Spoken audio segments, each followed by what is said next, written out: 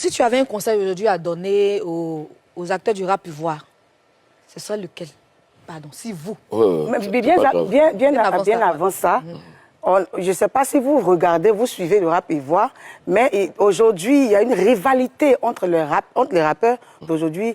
Et il y a d'autres qui sont Didi B, Conspiration, il y a d'autres qui sont Chété, forcément chacun dans son clan. Hein? Est-ce que vous avez quelque chose à dire? Comment vous voyez ça? Vous voyez cette rivalité? Ce que je veux dire, si ce que vous faites a une base négative, à la longue, ça se détruit seul. Le conseil que je peux donner à ces jeunes qui font la fierté de la musique ivoirienne et africaine, c'est de s'entendre et de se respecter. Il y a la place pour tout le monde.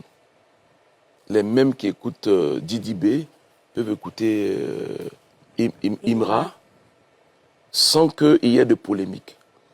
Parce que tous les groupes des gangsters, tous les groupes de rap américains sont tous morts. Si Tupac n'a pas duré, c'est parce qu'il était gangster. Avec son talent, malheureusement, il était obligé de présenter une image négative de lui qu'il a emporté. Ça me fait penser à Arafat. Arafat qui était le Tupac ivoirien. Et il a fini très jeune. Bon, j'ai pleuré à sa mort parce que c'était du gâchis.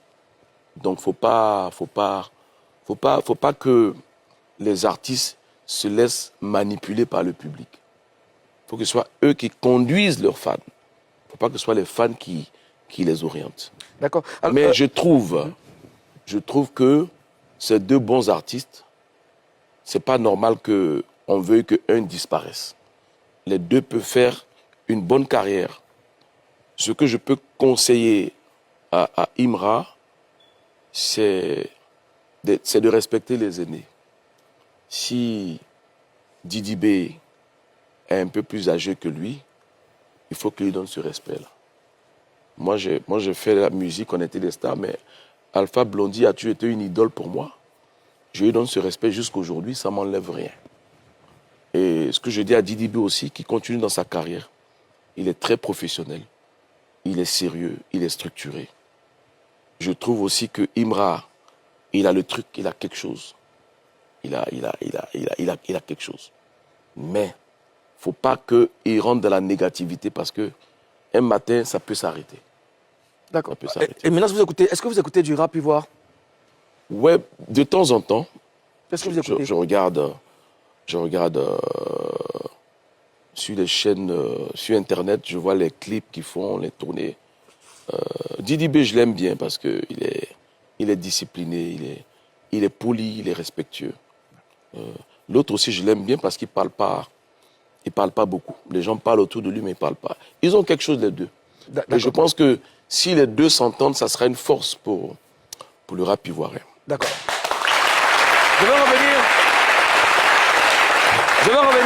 sur la carrière de RAS. À une époque, Tina Spencer, comme ça s'appelait, et Brice Moudji ont été associés à RAS. C'était dû à quoi?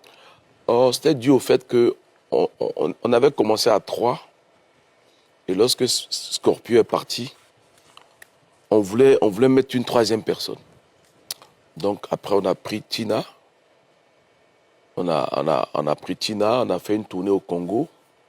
Quand on est revenu après, on s'est séparés. Après, on a pris Moudji. Et puis après, on a compris qu'il fallait rester à 2, quoi. Voilà. Sinon, au début, on voulait créer un groupe à 3 comme au départ. Mais finalement, on est resté. Ça se passait plutôt bien ou très, très bien. D'accord. Mais en fait, c'est des gens qui avaient des carrières solo. D'accord.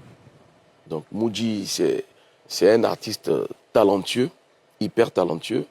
Donc, après, elle a fait une carrière solo. On est toujours en contact. D'accord. Tina aussi, elle a eu sa carrière. Après, elle a explosé. On s'est retrouvés sur des scènes en Guinée, dans des pays africains. Et c'est la Côte d'Ivoire qui gagne. Calamar, Didi B, mets-toi zo.